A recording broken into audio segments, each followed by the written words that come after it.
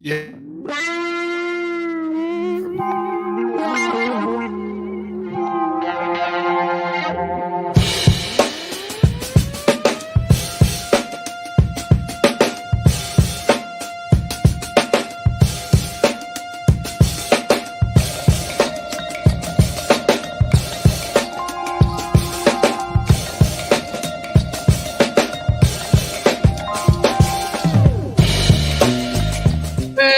Hey, now let's get it going here, everybody. My name is Tanner Dawson of the Whiskey Sports Podcast and the Sports Buffoons. Joining with me is Nick Bodkins of the Bodkins Show. What's up, Nick? What's up, man? It is another beautiful Monday. Man, today was beautiful, at least on my side of Missouri. Not too sure. Good on my side. All right. Hey. In KC World, man, I ended up walking about 5 miles total today. Nice. A mile on lunch, and then after work, ended up walking around with the wife and daughter for a mile, and then after they went to dance, I went out for almost a 3 mile walk. So, I definitely took advantage of it. Yeah, same. It was a beautiful day out. I think hopefully we'll get another few more days. So, I know, and then that pesky cold stuff starts returning.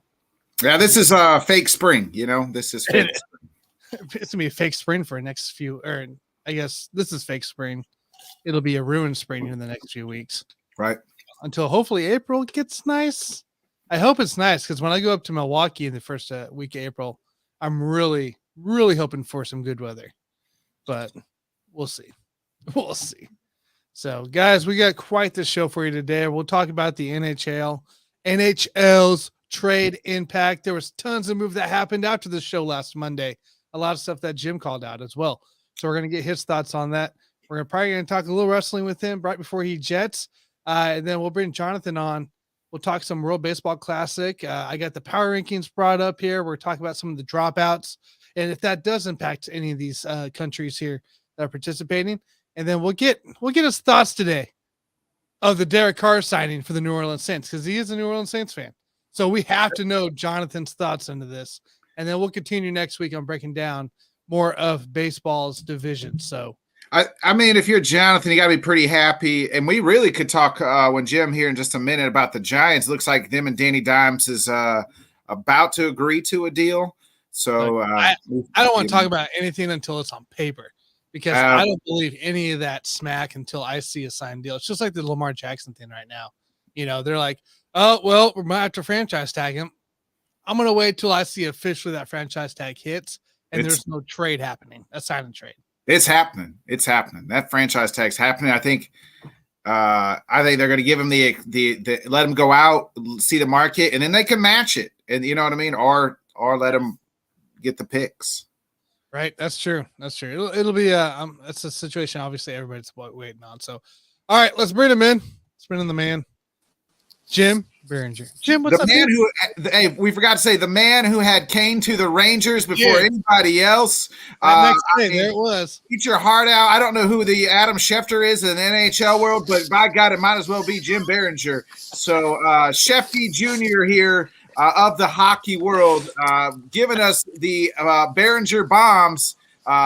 What else you got for us after last week's? You were dropping bombs left and right, Jim. As far as Kane to the Rangers, you had a couple other ones there. Guys, thanks for having me in tonight. It's a pleasure, as always, to join you here on a Monday. Yes, thank you, humbled, as always, with the Behringer bomb of Kane to the Rangers.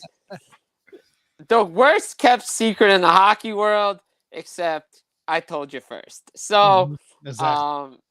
No, it's crazy, I was talking with a bunch of people, and we were saying this is probably the most active pre-deadline in a while. With so many big name moves out there, and it felt like it was the NBA trade deadline. The NHL kind of took star power now with it. With the Tarasenko's going, the Myers, the Canes, just up and down. So many big name moves that when Friday came, it was kind of a relaxing day. There were minor moves. A lot of depth players moved. Probably the big name was John Klingberg going to Minnesota. Jordan Greenway went to Buffalo. But outside of those, it wasn't too crazy. And that's a good thing because, you had 38 trades beforehand. That's not a lie there. Yeah. But there was like even more that happened even after the first, right? Jonathan Quick going to Columbus there. Yeah. The late night. Yeah, right. I was like, wow, I can't believe that the Kings were trading away, but they ended up getting, Vladislav that we talked about too last Monday. Yeah, Gavrikov, the defenseman. Yeah. And then they bring in Korpisalo as well. And good on Columbus for doing the right thing with Quick because, they trade him to Vegas. Quick was never going to Columbus. And that trade happened after the Kings beat the Jets in the shootout. So they make the trade. They don't even inform until the trade happens. So it's kind of like, because Jonathan Quick, what happened is talking with people in LA, they were saying, Quick was figuring he was going to get the Dustin Brown treatment, with everything going out.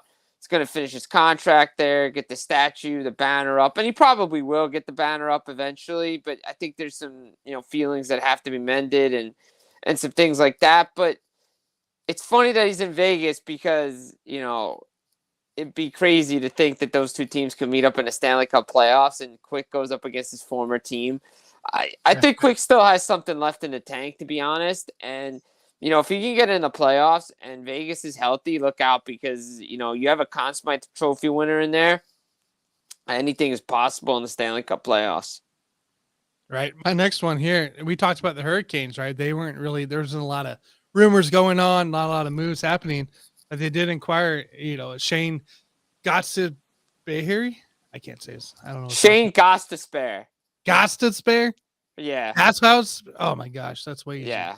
Yeah. I tell you, some of these last names just throw me off. I could probably get the first name. After that, it might be trouble. Yeah, I'm the awful. Jim, outside of the trade deadline, I noticed here the Lightning have lost 3 in a row. Bench some starters in the third period against I think it was the Canucks, maybe. Sabres, yeah. And they've lost 5 straight.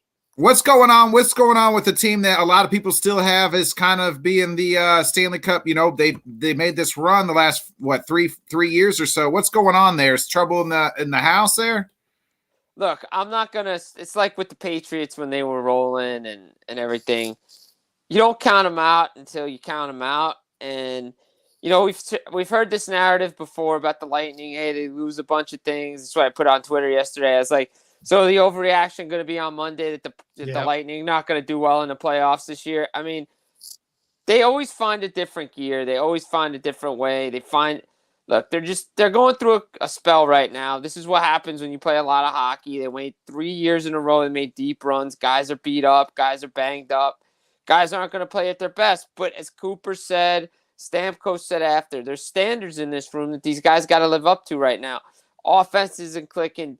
Defensively, look, I said going into this season, Tampa's defense was going to be an area of concern because of the loss of Ryan McDonough. They had to trade away a guy who blocked shots, who was the leader of that defense. I don't care if anybody says about Victor Hedman and guys like that. Sergachev's in a new role. Other guys on that defense are in new roles, eating more minutes. If they had a McDonough, maybe something gets settled down in the room. He was a captain. He understands what goes on. They're missing that right now. And you could see in Nashville right now, you could see them, even though they were a seller, they're still in the playoff picture. McDonough's played a key part of it. I think the Lightning will be fine. They still have the best goalie in the world in Andrei Vasilevsky. Does this give Toronto hope in the first round of the playoffs? Again, I'll believe it when I see it when Toronto wins the first round series. If I had to choose a team, I'm still taking Tampa because Vasilevsky. I don't trust Toronto's goaltending. But Tanner mentioned Carolina, and yeah, they didn't make the big sexy splash, but they picked up 2 guys in Jesse Puljujarvi and Shane Gostisbehere who are going to be probably sneaky good plays, sneaky good pickups, and Carolina's going to continue to roll with those guys. And Puljujarvi's got friends that are on the team he's played with. Gostisbehere is a cheaper version of Tony DeAngelo from last year, and Carolina's the second best team in the league right now behind Boston. But any concern for the Lightning? Maybe a little bit, but I'm not going to overreact because I've seen this story before, and Tampa always seems to turn it around. You mentioned Boston. Boston won their 10th in a row. What makes them so damn good? Why are they the best team in the league right now? everything's working for them right now. I mean, the guys they bring in from Dmitry Orlov, who's 9 points in 4 games, the first star of the week. You know, you bring in a Garnet Hathaway, you bring in Tyler Bertuzzi, just guys that are Bruin-type players, big, physical, nasty players. Bergeron is back. It's like they know this was the year that everything had to click for them. Linus Ullmark scores a goal. You know, he's going to probably win the Vezina. Just everything, you know, different dynamic in the room with Jim Montgomery. And, you know, looks like they're having fun out there. Guys are bonding. They understand what's at stake. But they have to close the deal. And, you know, we see, you know, Golden State had that great season. They lost to Cleveland in the NBA Finals. Chicago had the great season. They finished the job. There's a lot of pressure on Boston to finish this thing. To me, it's a disappointment if they don't win the Stanley Cup because just the historic season. But everything seems to click. It's funny. The beginning of the year, we talked about Boston with the injuries. They have to overcome this, be alive. What do? Don't worry about any of that stuff.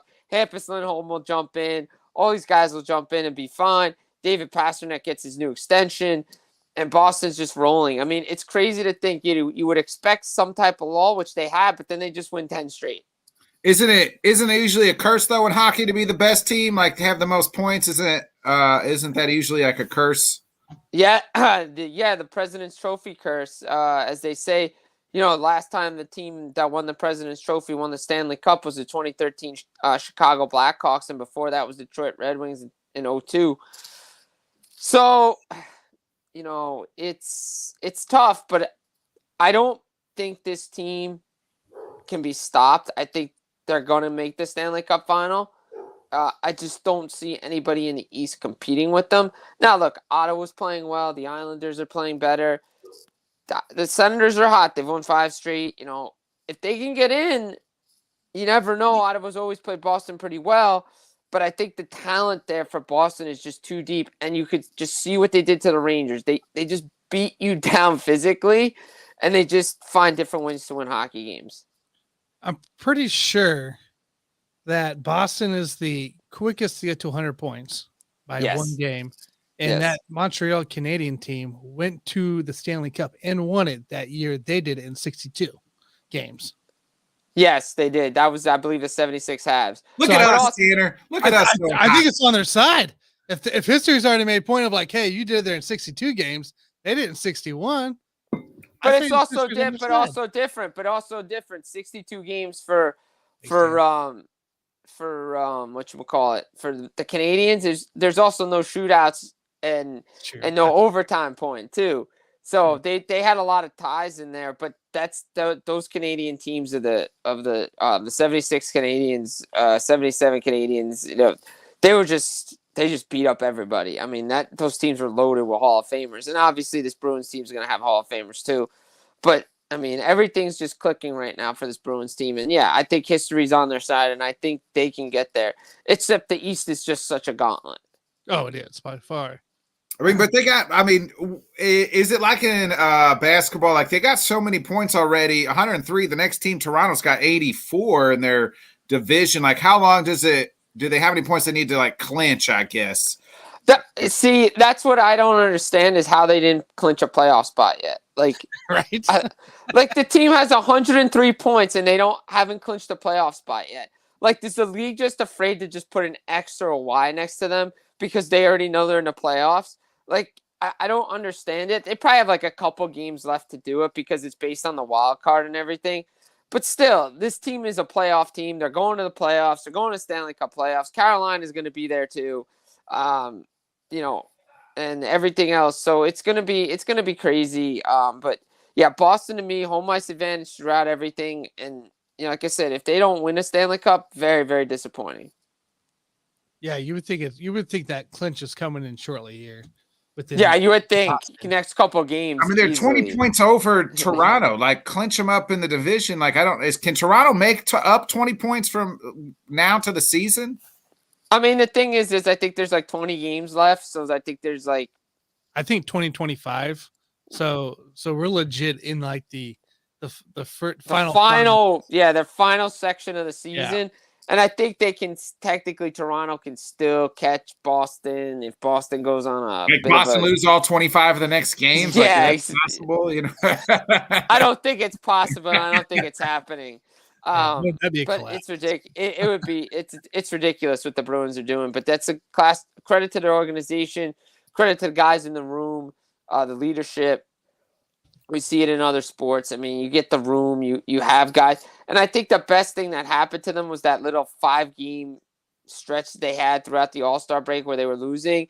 The coaches get the room back; they're able to handle it. And the thing is everybody's like, "Oh, they haven't handled adversity." What? They didn't have Brad Marchand or Charlie McAvoy to begin the year. Yeah, I think they've handled adversity. So I think they might be all right. yeah, I think they're all right in that category. Man, you know what that sounds like? That sounds like what Stephen A. and some of them other on the ESPN channel complaining that the Patrick Mahomes has never played a road game in the playoffs and they bash him for it. You know, that's what it sounds like. They have faced adversity. Okay, well, it's not. Yeah, but he's won a fucking 2 Super Bowl. I mean, he lost the AFC Championship game twice. Like, that's pretty adversity. You know what I mean? So what you're punishing him or give him a knock on this record because he's got they're doing good. You know what I mean? They've won they've gone to 4 straight AFC championship games, all at home. I mean that's pretty impressive. Super Bowls in those 4 AFC championship games. But never a road playoff game, so we don't know how good Patrick Mahomes is yet. So, but he's played 3. Yeah, but he's played 3 neutral site playoff games. Yeah, that's true. That's true. And won 2 of them. Wait, technically, he did play a road playoff game. What would that be? The Super Bowl against Tampa. Oh, it was because it was in Tampa. Yeah, it was in Tampa. Yeah. Technically, if you wanna say he did it, he technically did play a road playoff game. That's still one of the dumbest things I've ever seen, but you know, that's what it is. But yeah, I mean, that's what I feel like when teams are doing good, they always try to find something negative to harp on. And you know, it's like, but they did have stuff or they're too good. And it hasn't bothered them. Obviously, it hasn't affected anything. So no, I don't get it. Well, that's because we're trying to find a hole in the game and get something to talk about. Like that's the way it is with players too. Well, you know, like he doesn't do this, or they were just trying to find a hole in the game instead of, you know, complimenting them, be like, hey, and appreciating their greatness or that team's greatness. So we're trying to find a hole and to knock them down. I believe Michael Jordan said it in a clip I saw the other day. Was the press works off of negative. Yeah. Yeah, so they're always trying. That's what shares the storylines. You know what I mean? That's what, you know. But you can flip it out. But you could flip it on the other side too, because Boston is a historic season, something we haven't seen in a long time. You know, you look at that, and that's kind of the narrative they're playing with Connor McDavid. It's like, this kid's about to hit 70 goals. He's the best player in the league. Like, I mean, yeah, he's hit 53 now. I mean, he's on pace for 70, maybe even more. As great as Gretzky's 92 in one season. And, you know, I mean, just the fact that you're going to have potentially, most likely, back-to-back 60-goal scorers in this modern NHL is something you have to cherish. And you're like, oh, my God, Connor McDavid, what he's doing, you know, just the passing, the scoring. He just improves his game like Crosby does. And, you know, there was talk, like, you know, when KD was on the Warriors, oh, you know, like, it's like, oh, Connor may not even be the best player on his team. Like, he's the best player in the league, and he's the best player in the world. Leon Draisaitl's a great player, but he's not Connor McDavid. Connor McDavid is on a different level, and if he does, and I agree with guys I listen to, like, on the radio and people I talk to, if he's not unanimously selected as the MVP of the league, there's a problem. Like, there's a big-time problem for what he's doing this year. And, you know, the Oilers are in a playoff spot in the West. You know, Pacific's open. They could have a chance to win a division out West. He's put his team on his back. You know, goaltending, you know, with Campbell, you know, can they get it down? You know, if they made the trade for Ekholm, their power play seems to be clicking better. You know, we'll see what they do there. But, you know, going back east, I mean, it is a gauntlet in the Eastern Conference. It is a gauntlet. So how do you feel as a New Jersey Devils fan? Because you acquired Curtis Lazar from the Canucks. You didn't lose anybody really off of that deal. I know you. I think you acquired somebody else. Yeah, as Timo well. Meyer. We talked about Timo, that. that's Yeah, right. I was Timo. trying to I'm missing Timo a guy time. I talked about before by myself. Timo. Yeah. So how do you feel? How do you feel as a Devils fan right now? I mean, look, the New Jersey Devils did what they had to do. Everybody had kind of expected the Timo Meyer acquisition, and all Devils fans were praying that it was going to happen because usually the Devils don't close those kind of deals. But now you had guys like Nico was in the ear of the general manager. The general manager identified this player going back a while. So now he comes in. He's already made an impact, scored a goal. He's got camaraderie with the guys in there. Lazar is a great player. Not great, but he's a great versatile player. Yeah. Bottom guy. He can play penalty kill, face-offs, plays both like center and wing. So he has flexibility in this lineup now. In New Jersey, they're playing with house money right now. Yeah, they may be a year ahead of schedule. Goaltending's been, good. Defensively, I think they have to clean up some turnovers, but you're going into playoffs and you have a difference maker in your lineup that, you can win around. Maybe two. Who knows? I mean, you never know in the Stanley Cup playoffs what's going to happen.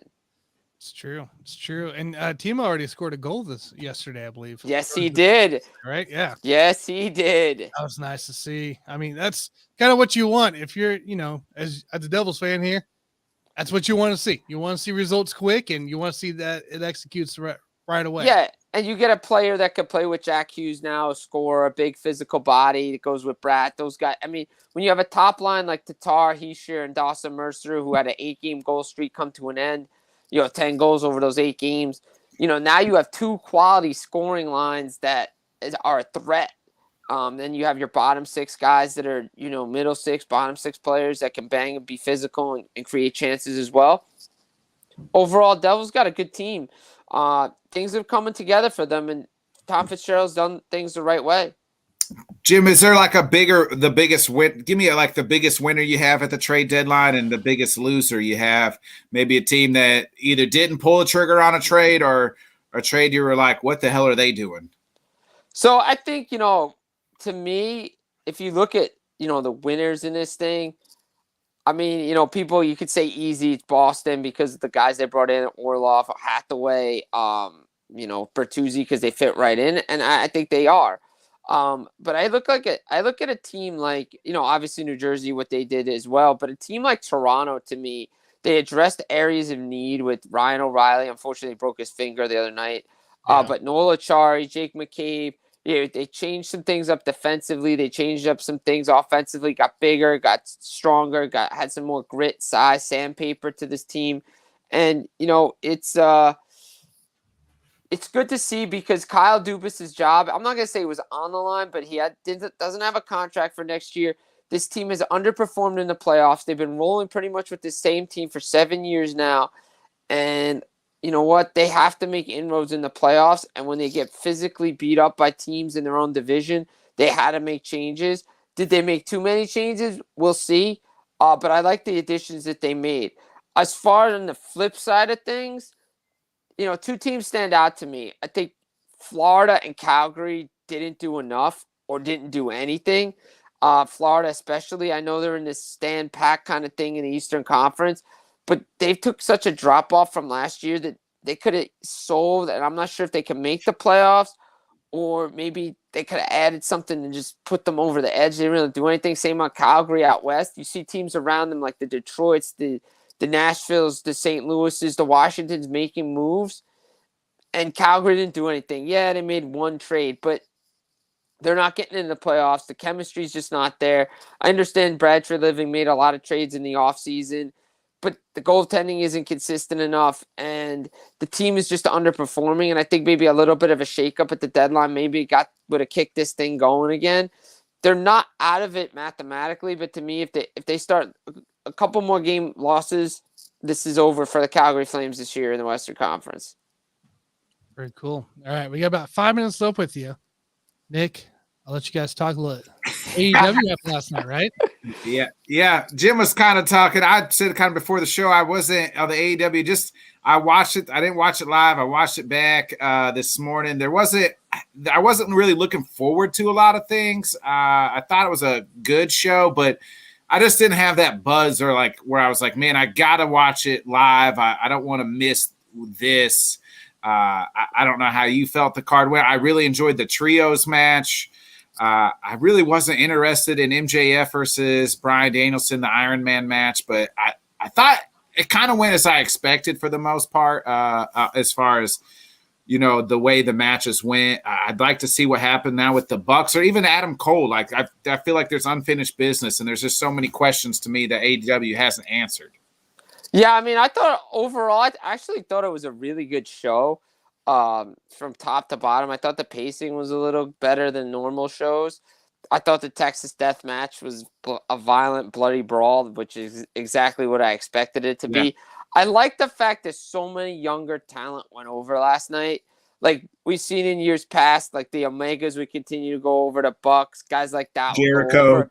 Right, but it was the Starks, it was the Wardlows, it was guys like MJF retained the title. I didn't think Danielson was going to win, but I thought, you know, I watched the rest of the match, and I thought it was a great Iron Man match. I thought it was one of the better Iron Man matches I've seen. It was really goodly paced. You know, obviously I expected MJF to win, cheat, and everything like that, extra time.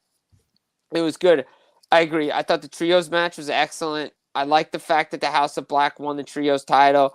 Gives them, you know, purpose now. I mean, I think they needed something that put them over the edge. I like it. The fact that they thought that the Bucks and the Elite were the poison of everything, kind of like, I like that storyline that was going in there. You know, the Jericho Starks thing was really good. You know, Jamie Hayter, the women's match was actually pretty decent. You know, Ruby Soho turning heel. You know, AEW, you know, they're, you know, Revolution always seems to kick things off for them as they head towards Double or Nothing. I thought it was a good show. And, you know, again, MJF is the champ.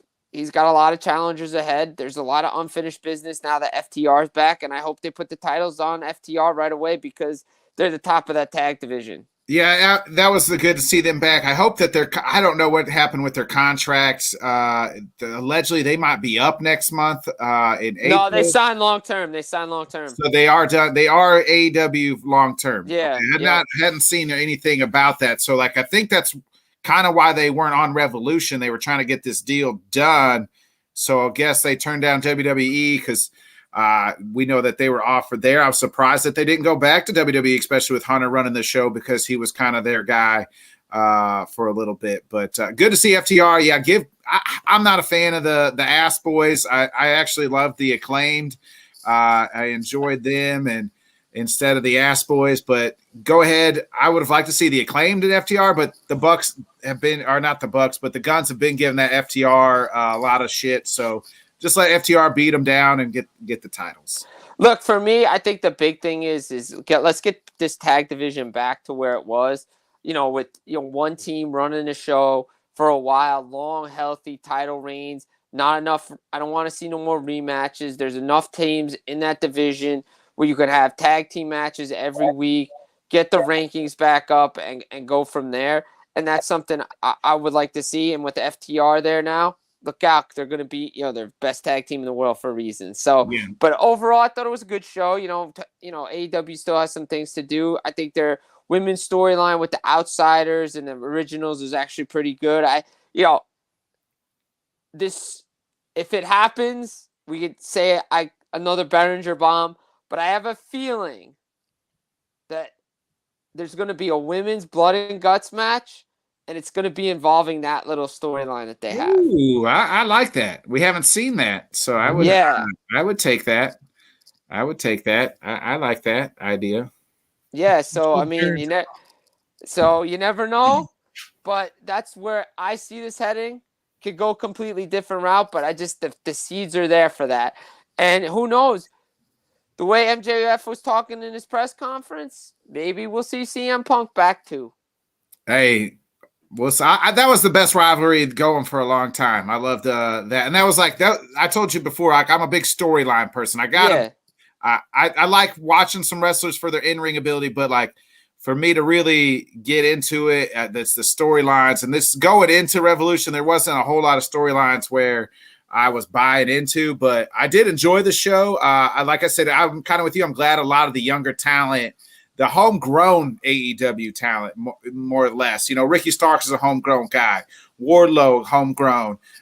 Jungle Boy, homegrown. Like, I'm glad to see those guys get their due and get their wins, because AEW needs to start building their stars back up, I feel like. Yeah, I agree with that for sure, 100% on that. But yeah, the homegrown talent goes over, and if Punk comes back, don't forget you got MJF, you got the Omega, you can have a trios match, you can have so many little things that go on with Punk being back. If and when he comes back, I hope he does, because I feel like if they can bury the hatchet with Thunder Rosa in the backstage, I think you can bury the hatchet here and just don't put him on camera anymore in the backstage, and I think everything will be fine. Yeah, I don't like that stuff. I don't know. Maybe I'm old school. I miss kayfabe. I don't like the media scrum stuff afterwards. In WWE starting to do it now, and I just don't. I don't like it. I don't understand it. I don't know. I guess maybe they're trying to be like more sports oriented. Yeah, in basketball, football, and stuff, everything else, but. I'm maybe old school, keep kayfabe alive type, type thing. Yeah, I like it. Keep kayfabe alive, and I could read about it. Whatever you want to have a one-on-one interview, that's fine. But yeah, it's kind of over the top. But overall, good show. Road to WrestleMania is on. But again, just a lot of things going on in NHL. We're stretched towards the playoff. Let's see who gets in. So many things going on, and breaking news last week, and maybe we'll get another one. Real quick, Tanner didn't want me to ask you, but I'm going to ask you anyway. Thoughts on Danny Dimes headed back to the Giants? Look, again, I agree with Tanner until it's official, but they're working on it, working on a deal with Danny Dimes. That's going to be, they can get him locked down before tomorrow night, and they don't have to franchise tag him. That'll be huge in getting Barkley re-signed. And keep some of the band back together, because the Giants need to keep these players. They can keep Galloway, no,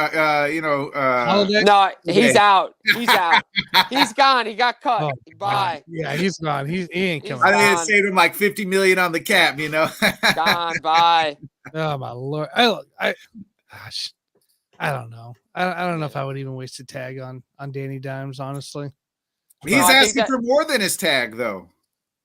Yeah, I know. I know what he's asking for. That's what I'm saying. I wouldn't spend a tag. Let alone wouldn't pay him. So Geno Smith got, what was it, 3 years, $50 million. Yep. You giving Danny Dimes that money? No. 100% no. He had one good year. So did Geno. Geno had one good year. Decent year. It wasn't even a good year. It was a decent year that did enough for his team to make it to the playoffs. Who, Geno or Danny? Danny. Who's better? I'll give Geno over Danny. What about you, Jim? You're the Giants fan. Would you rather have Geno or Danny Dimes?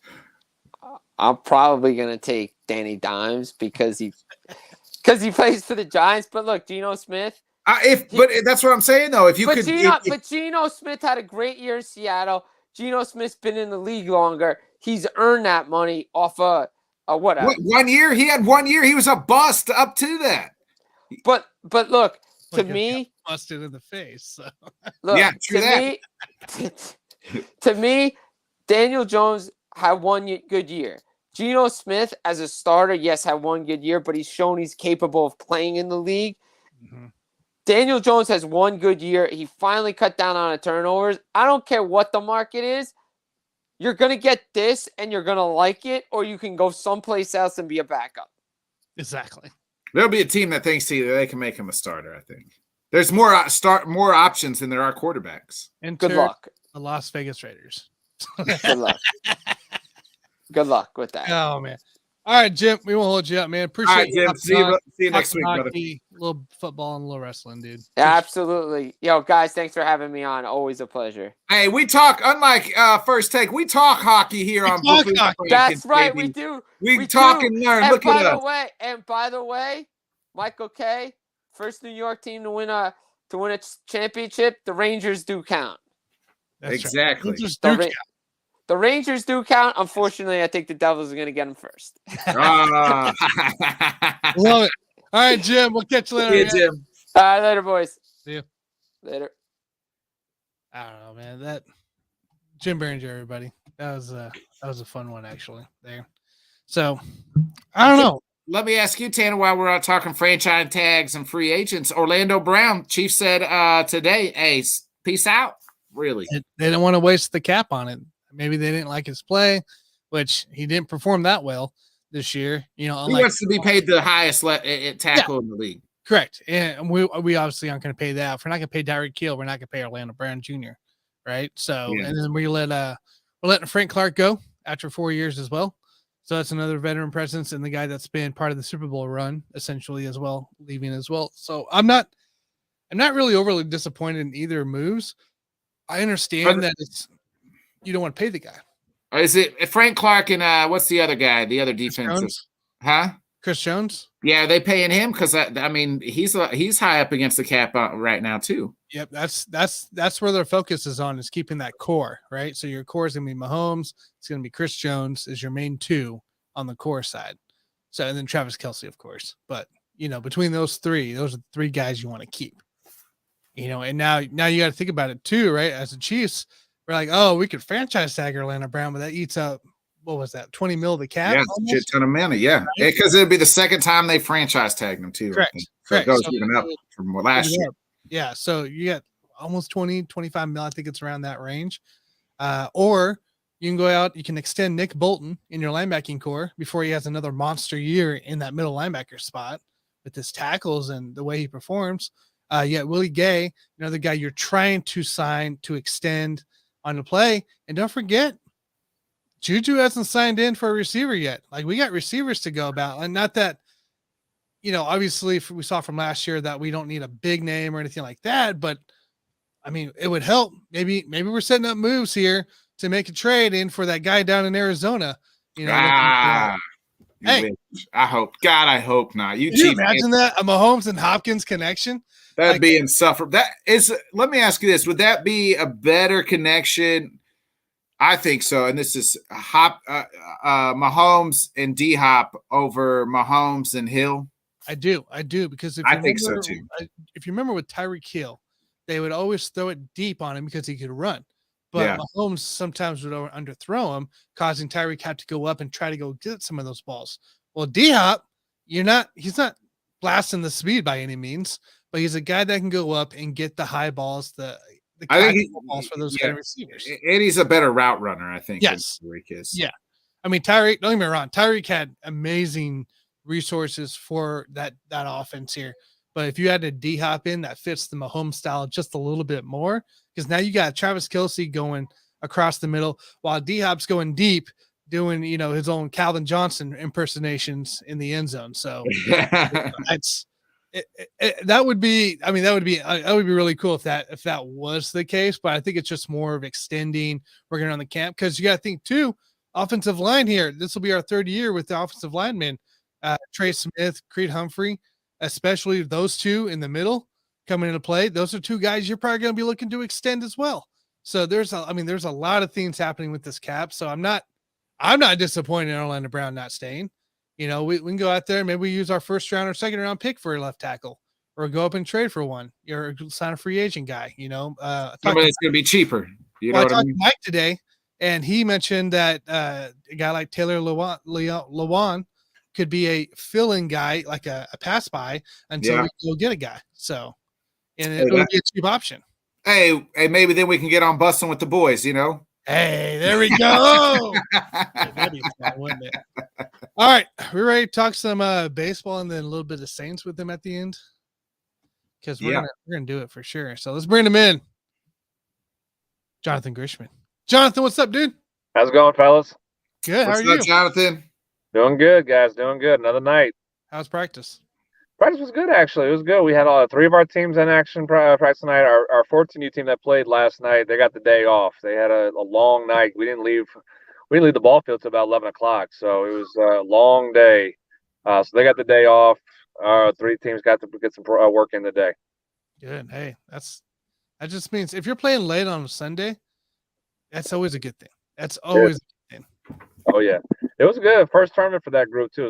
The very first tournament with us. We had about 6 girls join the program on there, and they got to experience some success right off the bat. So, not a bad start at all. Did you guys win? 3rd place. Hey. Top 3. Yeah. I'll take it. I'll take top 3. That's awesome, man. Absolutely. All right, let's dig into it here. Coming up here, the 8th, I believe. Yes, the 8th. The World Baseball Classic starts here. Let me get out of my AEW resolution tab. Let me talk about that here. I was trying to develop questions. I couldn't think of any for Jim. So, Hey, don't worry. I got it covered. so looking at, I got a little power ranking saying it looks like it's across the 3 or 4 sites I saw throughout the week. I'll give you, we won't talk about these teams here, these countries that are participating: China, the Czech Republic, Australia, Nicaragua, Great Britain, Italy, Panama, Colombia, Israel, and Chinese Taipei, I believe it is, 20 through 11. So those are the teams, obviously, that qualified. They'll be playing, but they're not really breaking a bunch of news here, at least within our area, the U.S. So we'll just kind of quickly go down the list here and kind of give our thoughts, because there are some people that dropped out and some people that got injured as well in the meantime. So we'll see if it affects anything. So let's start here. They have number 10, which is pretty much across the board here. Canada, your boy Freddie Freeman, now the good old Dodger now. My ex boy right there. So. Yeah, and names like Bo Naylor, nothing major. Cal Quantrill, Nick Pivetta, and Matt Brash on the pitching staff, but like nothing. I don't think there's anything major arm wise or even hitting wise outside of Freddie. Maybe Tyler O'Neill you can even put into play, but this Canada team could potentially do something, but I don't think it's enough. I think there's 3 teams that's just loaded up. Yeah, Canada, the talent level, what they used to is when you talk about early days in the WBC, where it was when you had, quite a bit of talent in MLB. It's not really that way anymore. Except the star power of Freddie Freeman, yeah, but like I said, it's not a lot of the star power that we normally have seen in the past. That's from a Canadian team like that. So, I mean, are they gonna surprise? I think they could surprise, but is it likely that they could jump into the elimination rounds? I don't know. I just don't think they have enough depth. I said pitching wise to really the quality depth that's necessary to compete with some of the top countries in the WBC. They do got Tyler O'Neill on that team as well. He's a good young kid coming up. They also Lopez too. Yeah, their rotation looks like it's Cal Quantrill and Matt Bush and Robson Zenzitski. So, and John Axford, baby. I mean, 80-year-old John the Axeman, Tanner from your Brewers there, is still sticking around. So, So I mean, I don't think anybody's expecting Canada to win this thing. So I think 10 spots probably about right. I agree. Enough to maybe make a threat, but not quite make a push all the way. So number 9 here is Cuba, which again I kind of agree on. You got some of the White Sox guys there: Luis Robert, Yohan Moncada, Yannis Cespedes. Giannis, I think is he still in the league? I don't think anybody's signed him. He was the Mets. He's still with the Mets. Is he playing? Okay, he's been out for almost 2 years. He's been hurt, right? Or has been hurt, and then at one time, man, that kid was, dynamite. So he has a 3-year with the Mets. He has 3 years with the Mets still. So he played last year for 8 games, obviously, or in 2020 for 8 games. Hasn't played since. He's been out for 2 years. Yeah. So, but he supposedly he's there. This says he's a free agent. This on my set. Okay. Yeah. I mean, even then, as he should be if he's out for 3 years, essentially, because of 8 games in 2020. But you got to think too, like if he's coming back here, this is just another opportunity, a reminder of what he could be, what he could, if this guy's anything remotely close to what he was in 19, this would be interesting for this team. Yeah, I'm pretty intrigued that they're at 9. Again, I know it's not the talent level from what they were in the past. They have some good quality players, but from what we normally from a Cuba team, I mean, they're usually a little bit higher up in the rankings in past years. So that's intriguing that they have them at 9. Again, it's a team that I think is a little bit deeper and a little bit more talented. They could really upset some of the top 5 teams and pull off a run that could make them one of the top teams in this tournament. Yeah, I agree. Frank Alvarez and the pitching staff there, Yao Rodriguez as well. The White Sox, Johan Moncada and Luis Robert. Where's where's Yasiel Puig at? Puig? How come he's not this? I feel like this would be a good showcase for him. If he's trying to get back in the league. We haven't seen him in about 2 years either. I didn't think he got was in trouble, didn't he? We got into some legal trouble that one. Oh, that's right. Yeah, he did. You're right. I think so. I remember seeing. I thought he was. I thought he got. Yeah, he's February 11th facing new charges in sports gambling and investigation. Yeah. So yeah, Well, maybe that's why he's not on the team. That explains everything. He ain't coming back. He ain't coming back. But let's give it to. I believe I'm kind of with you, Jonathan. They have a chance to make something happen here. I really think that they're kind of a sleeper in all this here. But again, I still think there's 3 teams ahead of us that we'll get to that are just talent's just stupid, stupid amount. So hey, let's go to number 8 here. An interesting one. I never would have thought to see these guys here, but the Kingdom of Netherlands at number 8. I was thinking of the Netherlands on that just because you do have a lot of, at least in the Latin American players that are going to be probably representing that as well. You're going to have a lot of talent on that. That's who I was thinking was going to be at that spot there, number 8. Yeah, Xander Bogaerts, Jonathan Schub, Chadwick Trump, just to name a few of them. Profar, Didi Gregorius, Aldrelton Simmons. I mean, there's a lot of guys here. I think this team, with a little bit of a bullpen here, they can make a little definitely hold out some teams. I just don't think they're going to score the amount of runs they need to. Again, I know you said Bogaerts, but Simmons is not a world beater hitter. He's a very below average hitter in the big leagues.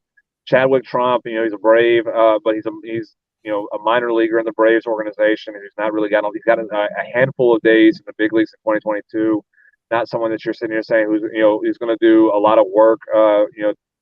That's up there with the elite level guys that are in the top 4, top 5 countries.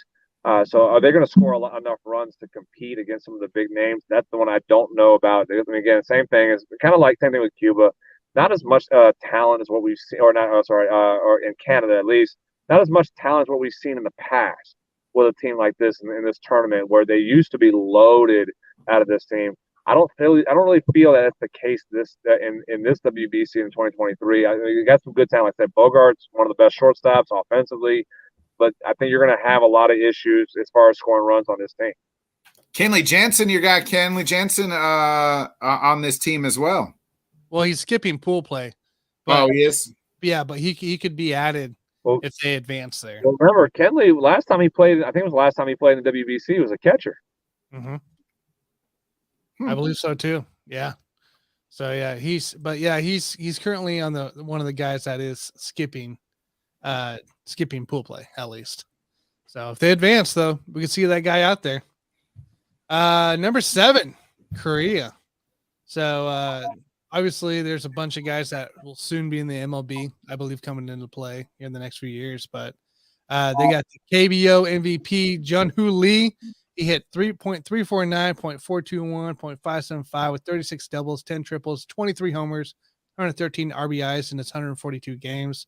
Ha-Sung Kim and Tony Edman are there as well. And everybody that I've read here said they have a pretty strong pitching staff. And we all know how if you have a strong pitching staff, we all know how effective that can be against really good offenses.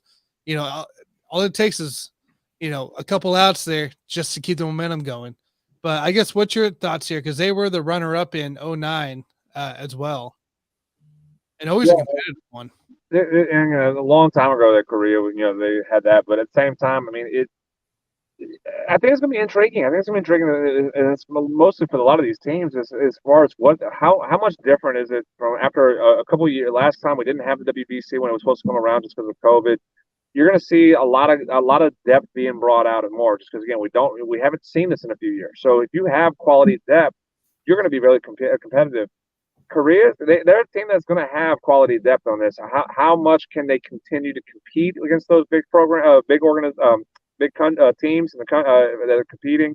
That's to be determined. But again, Those Asian teams are very sneaky. They're very sneaky. Korea's another one of those that just they're very sound. They play well. They're very they have that continuity. That just because they have a lot of history working with each other.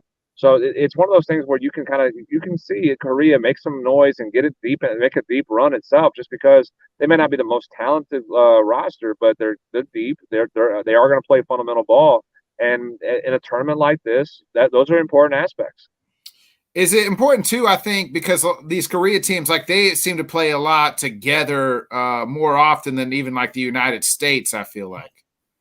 Oh, absolutely. Again, you see that all the time in the World Cup for soccer. You see that in a lot of these tournaments that goes on in other sports where you represent your country. That you have that kind of, again, talent's always going to be the end all be all. But you've seen times where a team has that that togetherness, continuity. They've just been together for so long. They know each other so well, even if they haven't played together in their respective sports at that time, that they can make some noise, they can do some damage, and they can upset some teams. So Korea is no different than that. Again, a lot of the Asian teams are that way.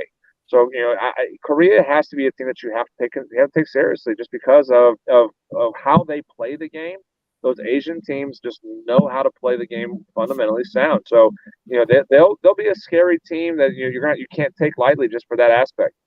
No, and something I'm sure I could ask him again when I have him on, but Freddie Sandoval, when he played for Mexico, yeah, he had a bomb and everything too. It was a rocket, but I'm curious because like Cuba, the Dominican Republic, a lot of everybody on the west side of the hemisphere, we don't see a lot of those guys on the east side, such as Korea, and not seeing those kind of pictures, and and I know Japan sees them all the time, but like the U.S., the Cuba, Dominican Republic, Mexico, some of those, Canada, like not seeing some of these guys, like you see, you'll see 10 to 10, you'll see across the countries, but not seeing a Korea guy as much as, some of the other guys. Like, I wonder how much of an advantage that has for Korea coming into play. Not as much, because technology, where you can get film on anybody at any time in any league. You can go get the KBO. So we saw that during COVID. We had the Korean games going on here in America at the time. So you can get film on all those guys and be able to watch and understand and see the tendencies on that. Is it a little different than seeing them live and watching them pitch and competing in them that way? Yeah, it is different. But you're so inept to seeing it, the studying of how these players are, the tendencies on film already, because that's what they do. They have film sessions. Even in baseball, you have film sessions watching pitchers and how they pitch, how they release, how the spin of the ball.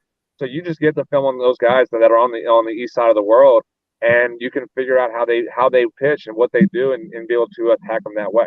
Yeah, I guess I didn't think about all the simulations and everything like that we have nowadays in the cages. So, yeah. That makes sense. I keep forgetting about all that cool stuff, because that was it's pretty cool. It's pretty cool there. All right, let's move on to Mexico here, number 6. And a lot of people have claimed, I watched a couple YouTube videos on it too, this is probably the best Mexico roster out there since the World Baseball Classic started in 06. Offense, Alejandro Kirk, Alex Vertigo, Randy Arazaranina. I can't say that right. Roddy Telez, Joey Menez, and then you got in the pitching staff Julio Urias, Jose Urquidy, Tarion Walker, and Patrick Sandoval. Julio Urias, did you say him? Yeah, he's gonna be the lead. Yeah, like this Mexico team out here, like it's one, I think, honestly, one of the 3. I'll pass them on the 4th team that has a chance. Still think 3 teams are better rostered than these guys, but this is pretty deep staff here. If you look across the 2, Luis Cesa, Jesus Cruz. Obviously, a lot of players play from Mexico up into the MLB. So there's a lot, definitely professionals throughout each other. I guess, Jonathan, man, this has to be at least top 5, right? I didn't know Randy Arozarena was playing for Mexico. That's interesting. I wouldn't have thought that. Yep. Yeah, this is a young team. It's a talented team, and you have guys that are superstars that are on this team, and you have some guys that are quality players in Major League Baseball as well on this team. So they're going to be dangerous. They're going to be very dangerous. They're going to be surprised. And again, as you said, this is probably the most talented team Mexico has had. So, how can they put it together to compete, against against the top teams? That's going to be the one thing that's going to be very intriguing to see. But it's a very talented and young baseball team that they're putting together. Something that I don't think they've necessarily had in Mexico for the WBC in the years past. So this is very intriguing, and it's going to be interesting to watch how they come out the gate. If they come out on fire, early on, that's a signal that this is going to be a for real team in this tournament. Yeah.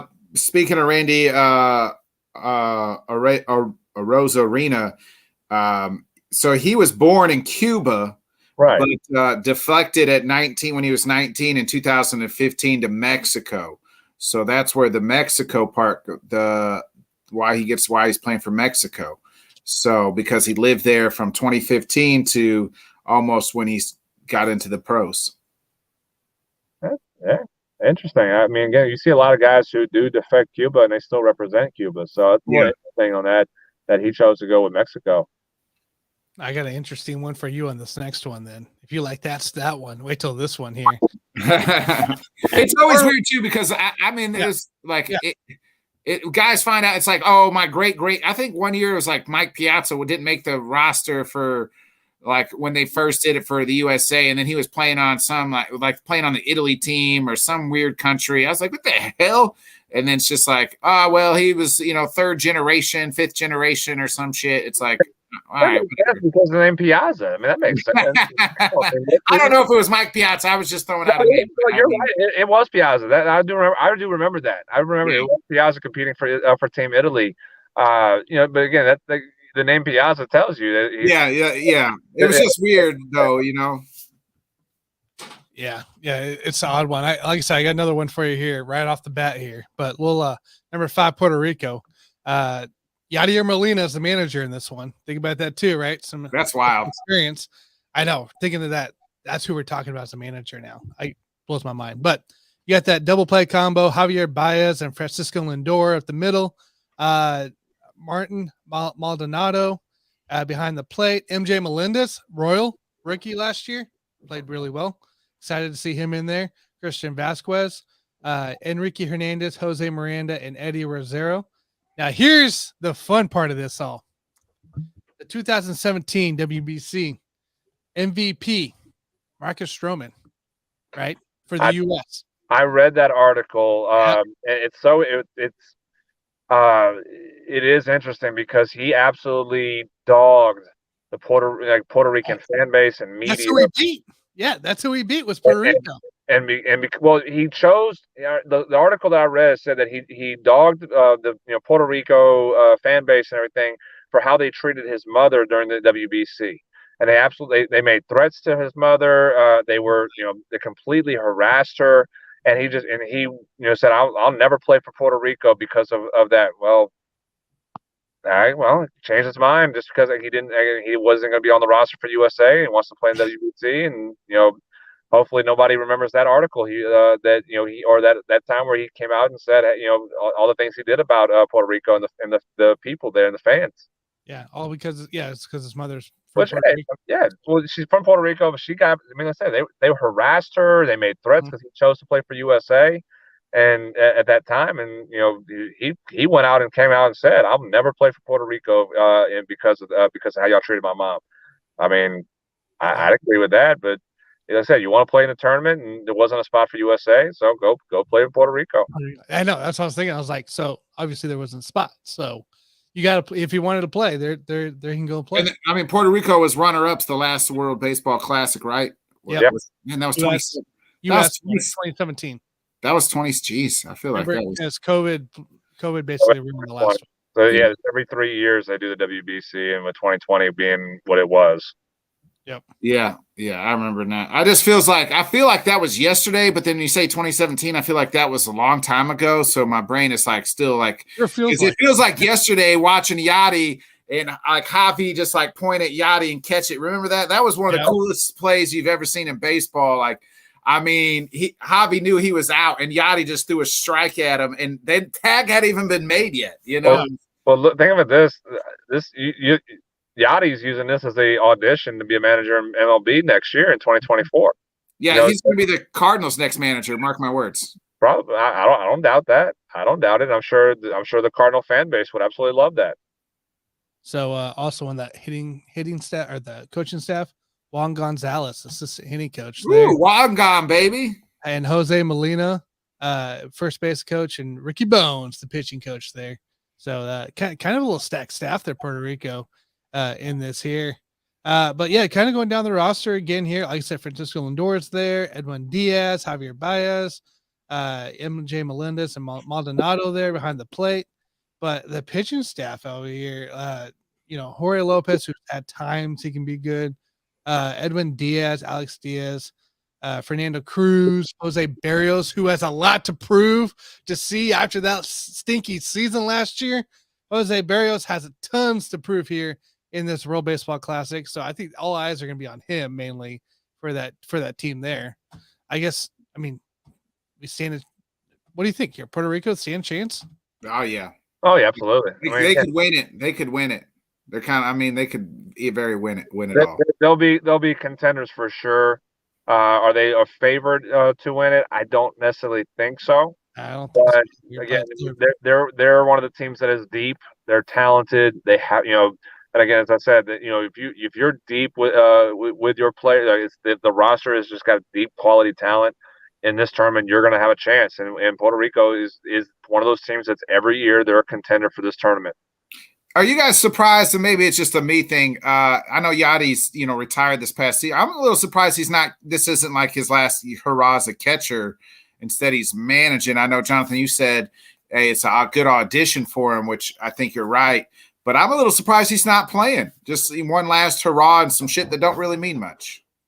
I think it's more towards the respect for the Cardinals. He retired as a Cardinal. He retired from baseball as a Cardinal. I think that's more of the respect that he spent his entire career playing for them. Yes, you want to represent your country. I wish I would have ever had the opportunity to do that in any aspect of it. But he gets to represent his country in a different way as a manager at the same time, as I said, auditioning for a manager position in 2024 after this season. So, I think it's more of just, hey, I respect the Cardinals organization so much that I retire from baseball as a Cardinal, and I'm going to do the next chapter of my baseball life, starting it now with Puerto Rico. So he ended his career with the respect of the Cardinals organization, but he's starting the next chapter of his career as a manager with Puerto Rico. Yeah, I agree. Fair enough. And it is confirmed. He is not a player manager. He is only a manager in this World Baseball Classic, just so everybody is aware. So until he turns a scorecard in, he puts his name as a catcher when they need it. Hey, I'm coming in, but you're not. I'm coming in. Oh man. Next up, Venezuela at number 4, guys. Jose Altuve, Ronald Acuna, Jose Abreu, Andres Jimenez. You just listed an all-star team right there. No, I have to go. Oh, Salvador Perez, by the way, behind the plate for this team. What else? Luis Arias, David Peralta, Miguel Rojas, Miguel Cabrera are in there as well. Like what else do you want from this team offensively? This is probably what we've seen from Puerto Rico in the 2017 Puerto Rico team. This is what we're seeing with Venezuela. Like, it's just a loaded roster. So like I say, we've seen Puerto Rico compete for championships year in and year out. I think this is the team that will probably be one of the representatives in the championship in this tournament, just because, again, they're absolutely loaded top to bottom, talent wise, hitters, speed on that. You have Acuna leading off, if anything, batting second. And that's something that, with his speed and power that he has, you have defense that you throw. You said Salvador Perez, behind the plate, one of the better catchers in this tournament as well. So, this is kind of what we've seen from Puerto Rico years ago, that what Venezuela is now, and that's a dangerous, dangerous team to try to go up against. Jonathan, let me ask you this: as a Braves fan, are you worried about Acuna here coming back from that injury and him kind of playing in this WBC? No, I'm looking at it a different way. I'm looking at he is actually 100% healthy, and he's confident that he can go and play in this and use this as an example of, hey, I'm back. So if he was not committed to play, like he was fighting the Braves to be able to play, if he was not saying, yeah, I want to go play. If he was just like, maybe I'm not really sure if I'm ready, I'd be more concerned about that than him saying, hey, I'm good. I'm ready to go. Let me go play in the WBC. Let me show y'all what that. Let me remind y'all that I am one of the top 5 baseball players in the league right now. So I'm encouraged. Again, the injury he had was such a freak injury in Miami, on jumping for a ball that he does for the last 4 or 5 years, that it just was that one awkward landing he did. It was such a freak injury. ACL injuries in baseball are usually a freak injury. So I'm not necessarily worried about it. If he got through 2022 with really no setbacks, and he did get through it with no setbacks, then the 1 year is gone now, so he's 100%. I'm ready. I'm ready to see him be that way. I'm ready to see the old Ronald Acuna back. I'm with you. I'm with you there. All right, number 3, the defending champs, USA. USA. Of pitching of Lance Lynn, Adam Wainwright, Miles McCullough, Kyle Freeland, Brady Sr. By the way, Brady Sr. is blowing it up in spring training right now with a lot of Ks, so that's what I like to hear.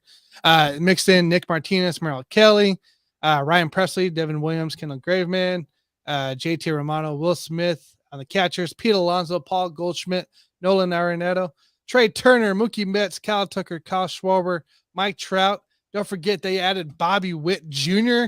to that. Mookie Betts is in there, Kyle Schwarber, Kyle Tucker, and they're led by Mark DeRosa as the manager. Ken Griffey Jr. is your hitting coach. Andy Pettit is your pitching coach. Michael Young's your batting practice pitcher. Repeat. I'm trying to think of the other country that's ahead of that. I know Japan, but I'm trying to think who would be better than the USA in this. You have speed, you have power in your lineup again, and you have good defense where you throw Betts out there. I think you said Arenado's on the roster. On there. Tim Anderson. Trey Turner at shortstop. Where's the holes as far as offensively? Pitching wise, I can understand a little bit as far as pitching wise, because again, you have an older Adam Wainwright. You don't have the young superstar pitchers that we've seen in the game for the United States as established as what we've seen in the years past. What we have, I know Wainwright's just up there. With no Kershaw, when Kershaw was supposed to be on the roster, something happened that he backed out. And even with Kershaw, I still would have been a little bit uneasy, just because he's, if this was Kershaw from 7 years ago, different story. If it's Wainwright from 7 years ago, different story.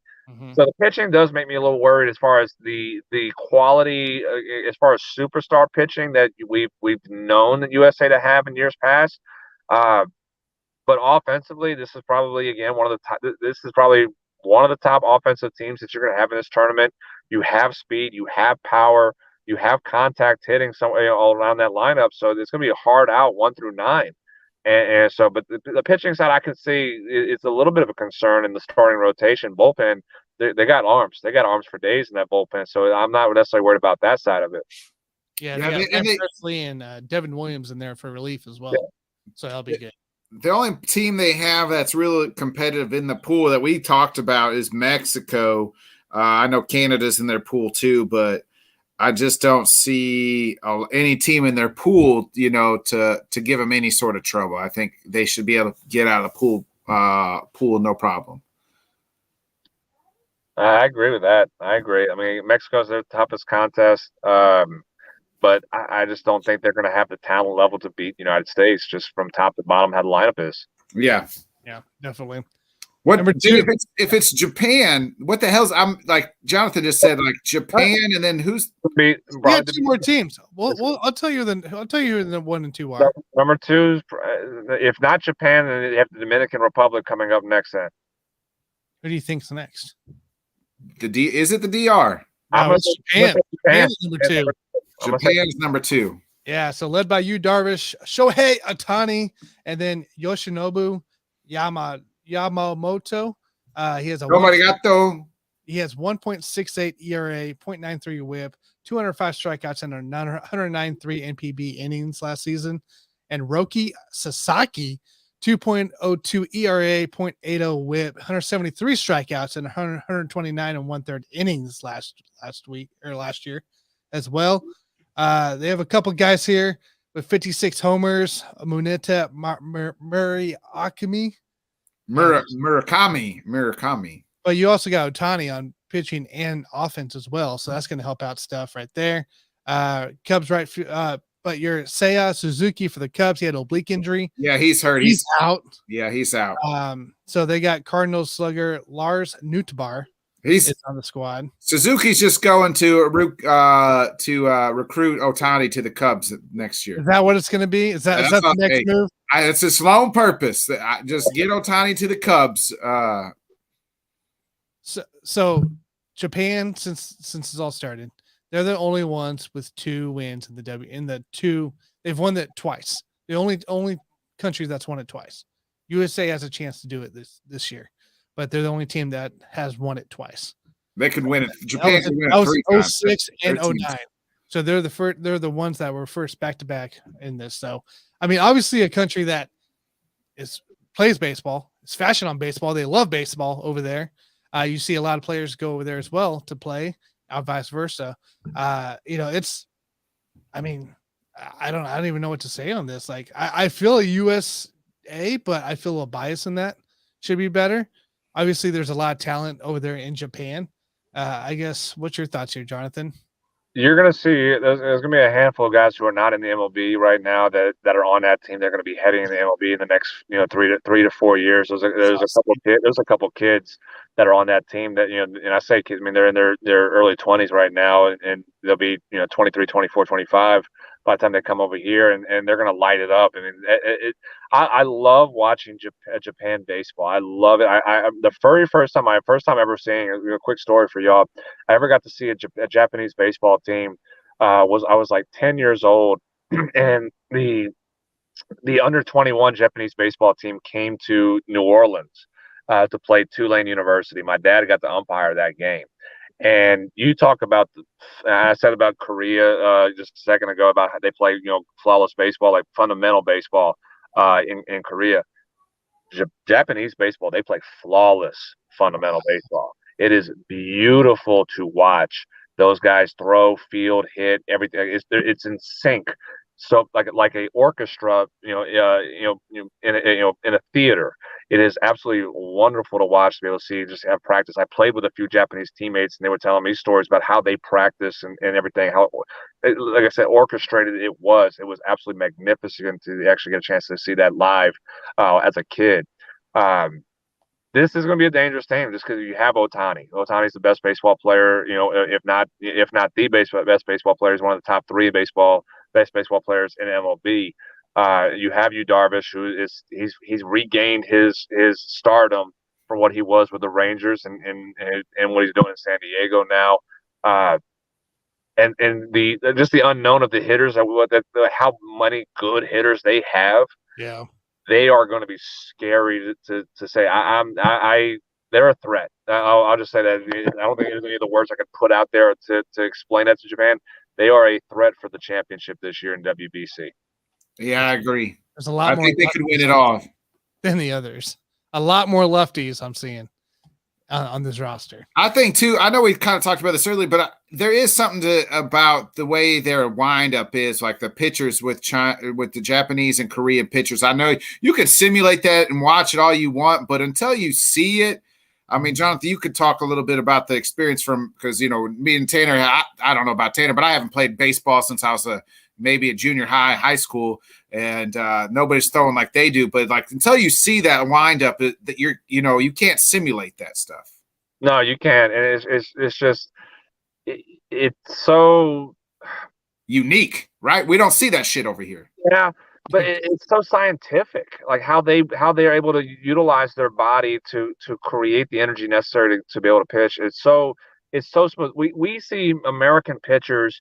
They're creating so much force when we pitch. You're training guys to try to use the body so much to create that force. Japanese pitchers, it's not about force. It's just about letting the body move. It's almost being fluid and letting that fluidity just carry your pitch over. Like I said, it's something else to be able to see and be able to compete against. I faced a couple of Japanese pitchers, in my career, and it's different. It's absolutely different. So and you see a lot of guys who have some success. Now, again, over time, you get used to seeing that. We've seen that with guys that kind of, Dice K for a while when he came to the big leagues. Kenshin Kawakami, who pitched for the Braves at one point. Champion Park, a couple of those guys like that. You have some success, and then you get used to seeing it and everything like that. But it's just the uniqueness. It's so wonderful to be able to see because again, it's different, and it's once you understand what they're doing and why they're doing it, you're like, I get it. I completely understand. I get it. And I think that's what favors them in this short tournament, right? Is like it's different pitchers, and you're not the guys aren't seeing that same pitcher like you said. With like guys, once they come to the league, they get that momentum down. They're used to that wind up, but this is a short tournament. It's a sprint, and it's not a course of 162 games. You're not going to see the same guy 5 or 6 times. You see him twice, if that. Yeah. Oh yeah, absolutely. It's fascinating. Like I said, I love the Japanese baseball. It's a little fun. Did y'all know about Yu Darvish? He actually so part of his training to pre-pitch for bullpens. He throws long toss. He throws his regular warm up and throwing long toss right-handed, and then actually does the same thing going back left-handed. Wow. Yu Darvish? He throws 92, 93 left-handed. He's got like 12 pitches. What? He does a regular warm up, warm up throwing, and then he'll go long toss, throw about 250, 260 feet, and then he'll work back in, and then he'll get a lefty glove, and he does the same thing working back left-handed. That's probably why he sucked one year for the Cubs. He was pitching left-handed and nobody realized it. It's just the Cubs, Nick. That's all it was. Oh my! I had no idea in that. So it's about being in sync with the body. Like they are so in tune with how their body works and how their body moves, and it's just the culture of Japan. It's the same thing. Like a couple of guys I play with. They, the pitchers and one other reason why Japanese pitchers struggle coming in America because we pitch on 5 days rest. Japanese pitch on 6 days rest. Yeah. They also what they do is I don't know how much y'all know about how bullpens are being thrown in by professional. Japanese pitchers throw 100 pitch bullpens a day. So and they'll have an off day. They're like the 5th day they'll have an off day and they go pitch on the 6th day. They have their rest day, and then they'll do a 100-pitch bullpen, 100-pitch bullpen, 100-pitch bullpen, off day, and then pitch again. And it's just that's why when they said they come here. A couple of guys I said when you have Japanese pitchers come here to America and they don't pitch like that here, they have arm issues. Like Kenshin Kawakami had arm issues. Dice K had arm issues at one point. Yep. Matsui at one point had some arm issues because they don't throw like they do in Japan, and they prepare their body that way. It's not done here in America. Yeah, that makes sense. Wow, I actually had no idea on that. What's number one team, Tanner? Since we can't figure it out, I'll let you take a guess. Dominican. Yes, Dominican Republic is number one, top to bottom. Probably right up there with the USA, honestly. They also, by the way, this is also a country that needs one more win to be part of the 2-win club of the WBC. So just not back-to-back like Japan. So hopefully the USA can do this. But here's what we got. NL Cy Young winner, Sandy Alcantara, and Astros Christian Javier on the rotation. You also got Johnny Cueto still pitching. Ronzi Contreras, a really star prospect out there, is also doing it. Camilo Doval, Rafael Montero. There's actually a lot of depth in this. Yep. Here. They're outfielders. Jesus. Julio Rodriguez. Juan Soto. Eloy Jimenez. Juan Soto. Wander Franco. Jeremy Pena. Ketel Marte. Willie Adames. Teoscar Hernandez. They did lose Vladimir Guerrero Jr. Obviously, that was a big weapon. But I feel there's just enough power just to keep this ball rolling. Where were they? I mean, Jesus, they're off. Their lineup is loaded. Javier, Rafael Montero, both from Houston. Hector Neris, Gregory Soto, like Gregory Sanchez is in this. Francisco Mija. I don't know. Like, what's your thoughts here, man? Good luck. Juan Soto. I mean, that's good luck. Nelson Cruz is your DH. Yeah, I mean, Palm Central. I say, good luck. I mean, that's an all-star team. That is an absolute all-star team. The outfield, that's disgusting. You have Soto and Rodriguez in the same outfield. You have and Eloy Jimenez, who he's just the third wheel of that group, essentially in the outfield. I mean, that's disgusting. That's absolutely disgusting to say. So I mean, like I said, good luck. I didn't when I asked the question of who's better than the United States or what that it didn't register me about the Dominican, and I forgot how many players they have that's on that team that's out there. That's an all-star team. Look at this guy here, Cano Robinson Cano. He's here. He's on this team.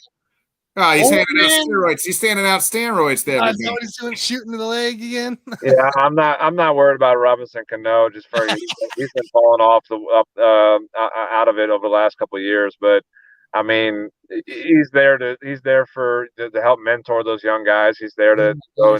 Oh yeah, he's helping them. They can't catch you if you do this. But I mean, like I said, that's a star-studded team, and that's what makes the WBC so much fun, because again, you don't see these guys compete in the Olympics. They don't get to compete in the Olympics. Yeah, no. So you don't get to see these guys represent their country. That's what makes this so much fun. And I love that Major League Baseball decided to do this years ago and bring this into the game, and allow these guys to represent their country. Like I said, I wish I would have had the opportunity. I wish I would have been able to get a chance to represent my country, whether it was in the Olympics or even in the WBC. I wasn't good enough. I'll just go ahead and admit that. But at the same time, it's that pride, it's that fun that you get to go and represent your country. You get to go be with your fellow countrymen in the league. The guys, like you said, you're getting Rodriguez and Soto on the same team. They compete against each other, but you're getting them on together.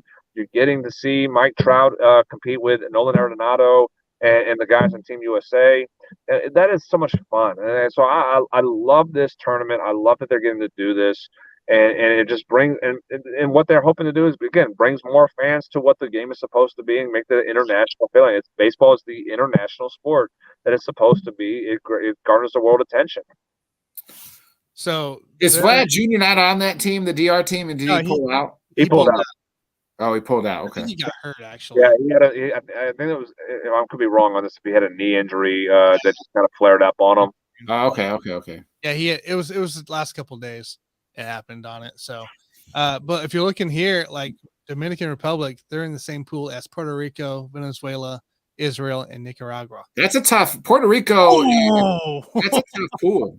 So you're going to have you potentially will have one of the three of Dominican, Puerto Rico, or Venezuela not advance. Yeah, that's a tough. God, that's a tough pool. Yeah, so, that might be the toughest pool to be in. Like that's Pool D. Pool C: USA, Mexico, Colombia, Canada, Great Britain. USA should win that easily. Should win that. It should be USA, Mexico. Yeah, I would not be surprised. Again, Canada could be a team that can knock off Mexico just because they have decent talent. They can pull off the upset, but I think it's going to be USA and Mexico out of that one.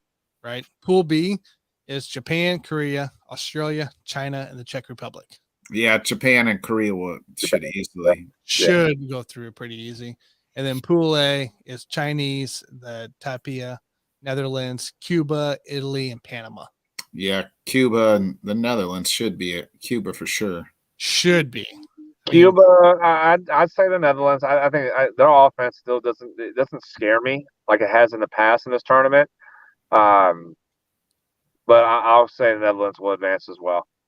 Yeah, I think this will be a pretty cool match. It looks like they're playing in Miami, Phoenix, Tashkent, and Tokyo.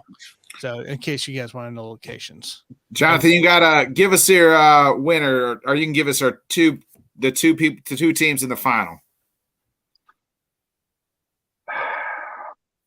Well, I mean, you're not going to have probably Dominican. It's going to be Dominican or Puerto Rico. So you're going to eliminate one of those top teams out of this. So I feel like I have to almost say USA just to represent the country. You know what? I think I'd like to see USA and Japan. I think that would be an interesting matchup. It brings the stars that you have with Shohei on that stage with you, Darvish, and it brings an intriguing matchup that you put together, United States versus Japan. So I'd like to see that matchup. I'll go and say USA and Japan in the championship. I was going to say the same thing, actually. I'm going to go Dominican Republic, and I'm going to say I have to feel like I have to say USA. So I could say the Japan and the DR, but I'll say USA and the DR. And I think the DR actually went. I'm a little worried about USA's pitching staff, like you alluded to, Jonathan. Very old. These guys are their arms aren't going to be all warmed up or anything like that. So I'm a little worried about it. One thing that's going to go for him, again, you don't need Wainwright to go 6-7 innings. You have such a deep and talented bullpen that if Wainwright can get you 4 to 5 and you stretch out the game with your bullpen, you have a chance on that. It's the same thing with the starting pitchers on there. So if you can get 5 innings and turn it over to the bullpen with what you have in there and the stable that you got, you have a chance from there. If you try to push those guys, 7 innings, yeah, you're in trouble on that. So I think the strategy is going to be go 5 innings, maybe go 4, and let's get the bullpen involved at that point. Yep. First game starts tomorrow night, 10 p.m. Central, 11 p.m. Eastern on Fox Sports 1. So excited for it to get away. I'm actually probably going to be watching some of this here, especially late at night. So nice little deal there. So, all right, we got about 5 minutes left or so. Let's talk about it. How you feeling? How you feeling as a Saints fan? You like this Derek Carr move? I've been asked that all day from everybody. I like it because it gives the Saints the opportunity to compete, and you're now the favorite in the division. I don't like it because I have been an advocate of rebuilding. I'd rather rebuild, reset your salary cap, because we've been in salary cap hell for God knows how long. We've been in purgatory basically as long as we can remember, with Drew Brees and Sean Payton at the helm, and now Dennis Allen. We're do you compete for a division title now? Yes. Do you compete for a Super Bowl now? No, I don't think so. I don't think this team is quite ready, and it goes back to the coaching staff that we have. We don't have a Super Bowl contending coaching staff. So you have the players that you can potentially put it together, but you don't have all of the pieces to be a Super Bowl contender. And that goes to the staff, the coaching staff. So I'm on the side of that. You have one of the third oldest roster in the league. At some point, you have to turn that roster over and get younger. Why continue kicking the can down the road and saying we have a Super Bowl roster? We don't have a Super Bowl roster, though. We thought we had one last year, and we were proven wrong. And I get quarterback was a different issue. Then we have Derek Carr. Derek Carr is better than what we had. Derek Carr is better than Winston. He's better than Dalton. I get that side of it. But you still have an older roster with a coaching staff that has no clue on how to run a team to a playoff contending opportunity. We had a playoff opportunity last year, and we failed. So at some point, if this fails, it sets us back another 4 years, because Carr's got a no trade clause in his contract for the next 4 years, and you're essentially stuck kicking the can down the road for the next 4 years, trying to prove that you have a Super Bowl contending team. Reset, rebuild, and start over, and let things kind of develop for the future from there. You can be a contender now and for the future if you do that. Instead, we're trying to be a contender now with a chance that it blows up in our face, and we are now back where we were in the 70s. You would feel like this signing means there's moves on the way. They don't have money. I don't even know how they signed Derek Carr. I guess they're cutting Jameis Winston. They're going to have to rework Mike Thomas's deal or cut him. Mike Thomas could be on the move. There could be some more casualties on the way. Thomas is not going to go anywhere now because of this deal. You sign Carr with telling him you're going to have a superstar receiver. Olave's not there yet. So you kind of you can't tell him that with Michael Thomas either, because Michael Thomas can't stay on the damn field. Thomas is established. Thomas, he's established. He's a record holder receiver. Established 5 years ago. I get it, but at the same time, you're not selling Carr on Chris Olave right now. That's just not that's not enough. I think it's gonna be a building block for the draft and some of the offseason moves here. They're gonna have to rework his deal, though. That's all I'm saying about Mike Thomas. They can't. I feel like Mike Thomas has to be on the move because they just signed Passanio to an extension, luckily. what they're going to do is they're going to basically rip up the contract now that Thomas has and absolutely start over and say, you're going to take a pay cut. If you don't take a pay cut, then we're going to release you from the contract that we originally have with you, and we'll save that money. We'll be a post-June 1st cut, and we'll save that money from there.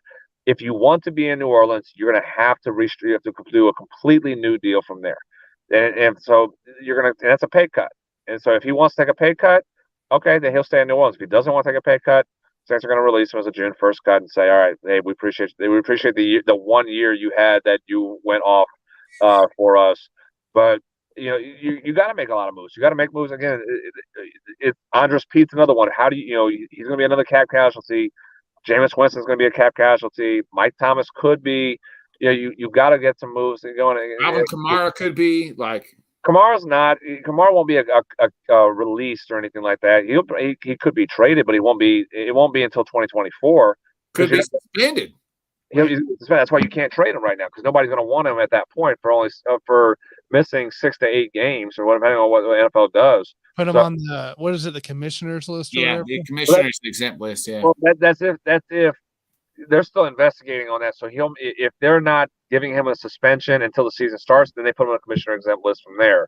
And basically they count the games, how many games he's missed towards the suspension at that point. But if they hand down a suspension in June, well, then he'll be on the suspended list from there. So, which at that point, again, nobody's going to want to trade for him and only get him for half a season at that point. But he could be a release. He could be a cap casualty for 2024 because the dead money starts getting a little bit lower on him at that point. Yeah. I don't know. I don't have a good feeling of where the direction is for this Saints team, because I think they're kidding themselves saying that they're a Super Bowl contending team. I get you signed Tyrann Mathieu, you have Cam Jordan, you have DeMario Davis, you have a good defense, but it's an old defense though. I just named the 3 guys that are well known on that defense, and they're all in their mid-30s right now, or early 30s. With Davis at 36, Jordan's 34, Tyrann's 31 or 32, I think 31 years old. So you're playing with fire with an older group. That how much longer do you have to keep them, competitive for a Super Bowl title, let alone the division title? That's why they did that, because they know the division is absolutely atrocious right now. You have the best quarterback in the division in Derek Carr when compared to Desmond Ridder, Kyle Trask, and at the moment right now, Matt Corral in Carolina. That may change here pretty soon once free agency starts and kind of things get a little bit moving and then the draft happens. But it's a move that makes sense for Derek Carr. Mm-hmm. You get out of the AFC West. You're out of competing against Pat Mahomes and Justin Herbert. It would have been if you went to New York, you're competing against Josh Allen and Tua Tagovailoa. Go to New Orleans and your competition is basically a rookie out of Carolina, Kyle Trask, and a rookie in Desmond Ridder that didn't all of them had either didn't play at all or had a very terrible start to his career. By the way, I don't know how much I don't barely believe it, but Dove Kleiman, he's a writer, editor out there for the NFL world, says Tom Brady might not be done after all playing in the NFL. According to the Rich Eisen show, he talked to people in Indy. And of course, everybody is saying, keep an eye on Miami still. I think he's done. He doesn't come no way back. He comes back. There's no way. He's not Brett Favre in it, is he? This is like a Drew Brees situation, though, because Buccaneers still hold the rights. He's he'd have been a free agent. Yeah. But wasn't it like a cap casualty? Like, I guess if he came back, it would have been better for the Bucs than it is. Yeah, his contract is he's a free agent now. Yeah. Gotcha. I thought it was Indy's drafting a quarterback. Jim Irsay said we're done doing the quarterback search that each year for veteran quarterbacks. Oh, yeah, no, so that's out of the way. Tua, Dolphins are already kind of talking to Tua about extension. I don't see that either. Tom's done. He's done. Let him retire. If he comes back after what he did again, with a video that said, "Hey, I'm done and this is for real," and he comes back 40 days later, I mean, at some point, at some point we got to start questioning Tom. What his intentions are at this point in the league. Is what does he got to play for? He's got the most Super Bowls. He's got all the records. What else does he have to prove to the league at this point? He's already won a Super Bowl. He's already won a Super Bowl without Bill Belichick. So what else is there for you to do? Yeah, nothing. I don't think he's coming back. I think he's done. Yeah. All right, Jonathan, we're gonna let you go, man. We're gonna wrap up here. Appreciate you hopping on, talking a little World Baseball Classic. We'll continue on our big Major League event as we break down each division next week here. So, as always, guys, always appreciate the time with you. See you, Jonathan. Best of luck to y'all this weekend. Yeah, man. Definitely, guys. Appreciate it. Appreciate it, Jonathan. Thank you. See ya. Jonathan Grishman, everybody. Oh man, always a blast. Yeah, there's now we're seeing like supposedly Joe Mixon shot a kid today. I don't know, dude. I can't tell if it's troll or not. I'm trying to find more info. But yeah, I mean, I was gonna say Joe Mixon and John Morant hanging out together. That's what I'm saying. Well, there was one. If it is not a troll, I apologize on this. But one guy was like, "Yeah, Joe Burrow delivering the gun to Joe Mixon today. Just go shoot a kid." Jesus, so bad. I don't think it's true. I don't think that's I don't know. Anything. Maybe, who knows? Yeah, we'll have to wait for more details. But man, Nick, what you got coming up? Thursday, just the Bodkins Show. Me and Johnny be talking all the things in sports, what's happened in the past week or so. There'll be a show on Sunday with special guests. Not too sure who Dan is cooking up. And that's pretty much it. Tomorrow, I think I got to double check, but I'm on the I don't know what it's called, but the Alan Perales show, maybe. Alan show? Yeah. Is that what it's called? I believe so. Yeah. Okay. Well, I'm going to be on there tomorrow. So yeah, that was on, I think, first episode. Huh? Oh yeah. First one. Yeah. Yeah. Something about a mock draft. I guess I'm not too sure, but a little mock. Yeah. I guess Dan asked me so if I'd come on. So that is tomorrow. So. Awesome, I'll be on the Alan Perales show. Looking forward to that. So he's kind of trying to work his way into the community and, always try to help out everybody in the Let's Talk Sports community anytime anybody asks me to come on. I'm with you there, man. I got to possibly hop on a baseball show. Depends on the time, if I'm still working or not. But we'll see. With Dan and Jonathan tomorrow. Wednesday, got the Buffoons here. We're going to be talking obviously a little bit about the combine, the draft coming up. We'll talk about the end of the franchise tag, as tomorrow is the final day for the NFL franchise tag. So we'll be keeping an eye out that so we can report that to you Wednesday. And then Thursday, we're going to do a big NCAA show this time. And it sounds like everybody should be ready this time around. Like last Thursday, we'll get them all on. Keith, Bobby, G, Ashton, Nix. Dan says he has a special guest for me, a former coach, former recruiter. Ooh, nice. Psychologist. Hey, if you have son, I'm all for it. I'm going to try to get JG's bro on too, Troy. I'll send him a message tomorrow on it. And then Saturday in the hoops will actually be hosted by JG and Mr. Settle, Mike Settle there, as I got my daughter's birthday party weekend. So, oh, nice. Happy birthday. Caught up there. So till Monday. So, but there's a lot of cool stuff here coming to play. I'm working on a series that I'll probably start releasing in 2 weeks, right before I leave for a week from Milwaukee. So it'll be kind of breaking down different players, getting ready for the draft in the end of April. So kind of a little player series for everybody. So kind of excited to get that going here in a couple weeks. So anyways, guys, thank you for watching. Thank you for paying attention. Make sure you guys like, subscribe. A special shout out to my daughter real quick. Today's her birthday. Happy birthday. Jordan Marie, 11 years old today. 11 years old. Happy birthday. 11 years old. She is the middle child of the Bodkins bunch. So happy 11th birthday to my lovely daughter, oldest daughter. Your daughter's birthday was on a Monday. Mine's on next Monday. So nice. Back-to-back birthdays. So make sure you guys like, subscribe, follow, leave a comment on what you guys think also in the World Baseball Classic stuff as well. And we'll catch you next Monday. See you guys.